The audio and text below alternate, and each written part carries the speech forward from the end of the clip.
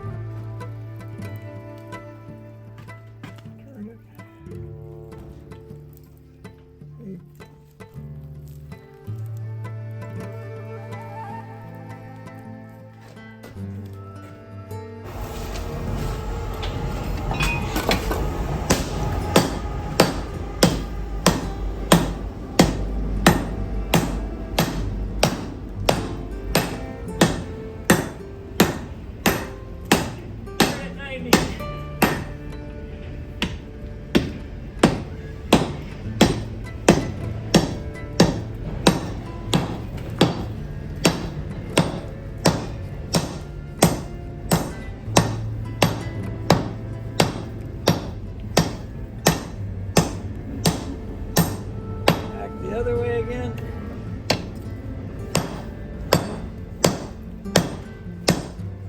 Now what you want to do is take your hand hammer and put the bevel on it. Just work the edges and make the, well, get you straight to this. Slow tapping. Well, actually, I can bevel it with the sledge.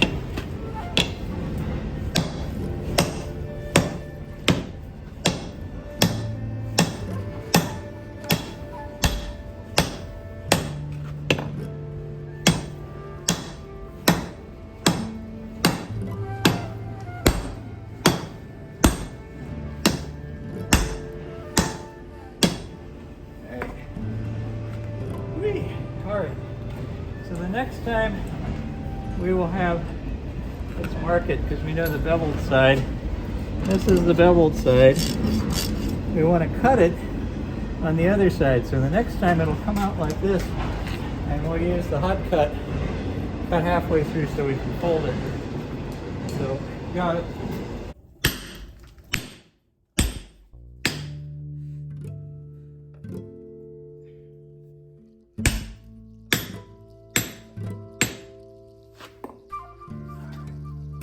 Move it back one more. Alright, that's good. Now we'll put it in the vise and bend it.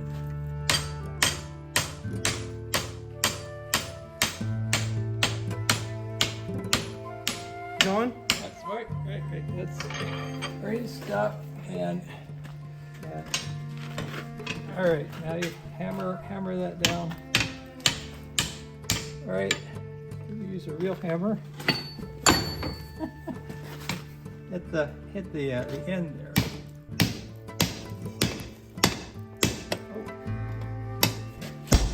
Oh. All right, stop.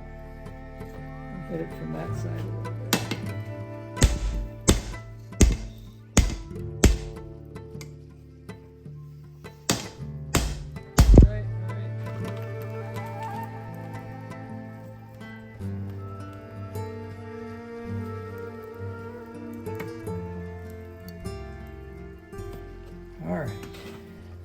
this one gets welded.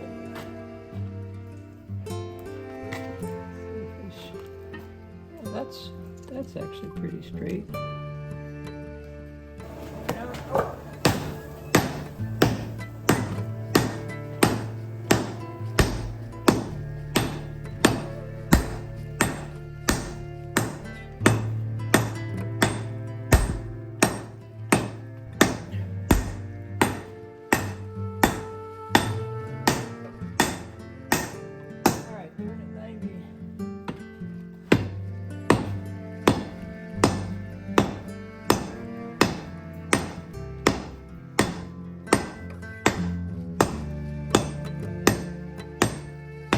Alright, we'll flux it and roll it again.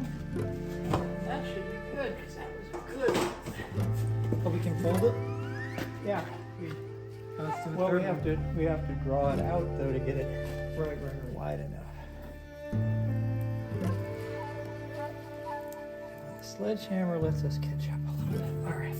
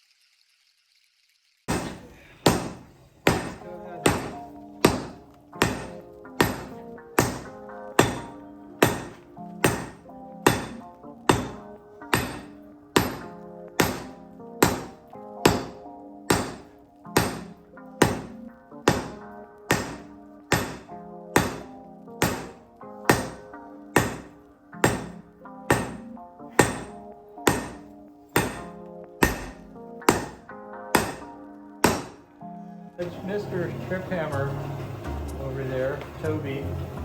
He doesn't get tired.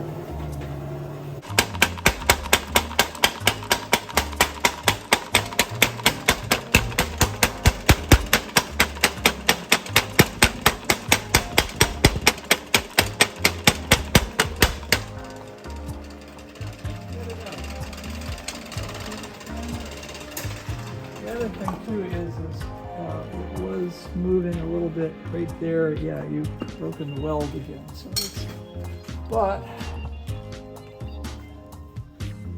yeah, that's straightened and then welded. That the other thing is you don't want it coming out of the trip hammer into the brakes. Yeah, but what we'll do is we'll score it down one side and fold it that way. And it's actually looking like it's pretty well welded.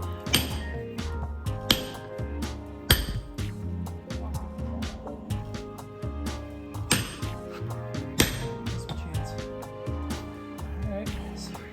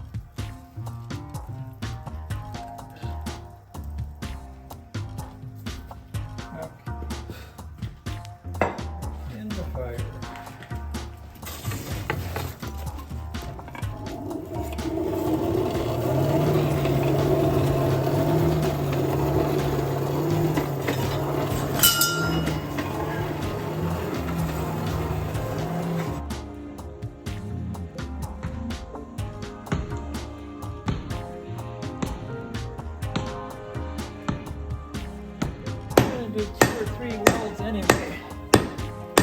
We want to make sure this is very well welded because if it's this last of the skin welds. All right, now turn it 90. Like that.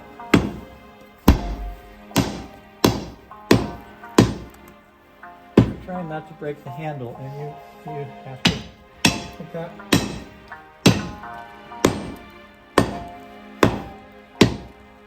The handle needs to be re-welded. We can flux this again and then weld it. Whew.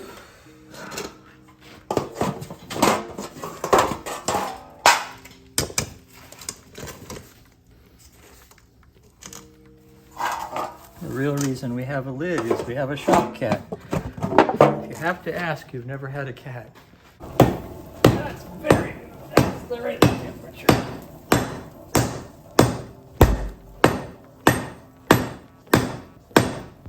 Now turn it 90. Cat, straight. Straight. Okay, got it. You actually want to do it the other 90. Because the handles come off again. Don't move it.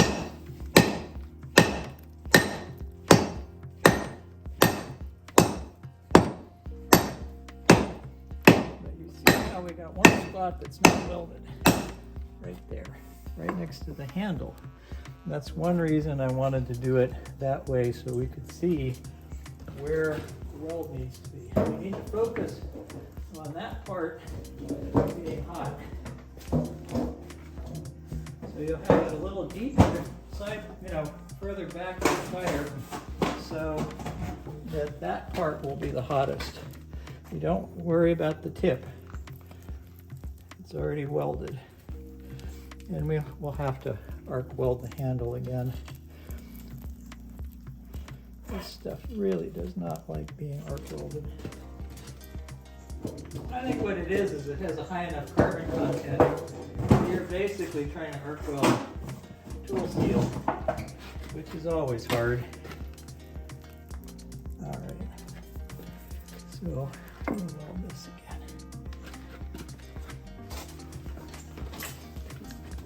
Anybody who thinks this is easy because they saw it on YouTube. Yes.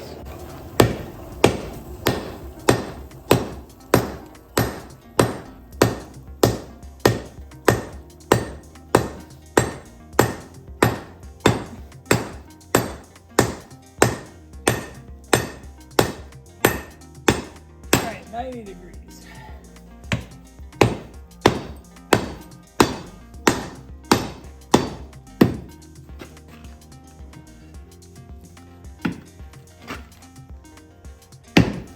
Got a slight diamond going because it wasn't quite. Now that's good.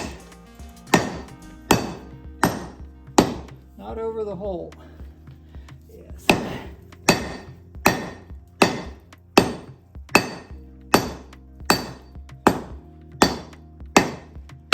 Right, flat again.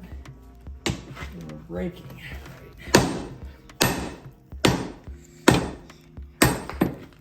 Well, I think we're actually done for this part, because if you look at this, just hold it right there.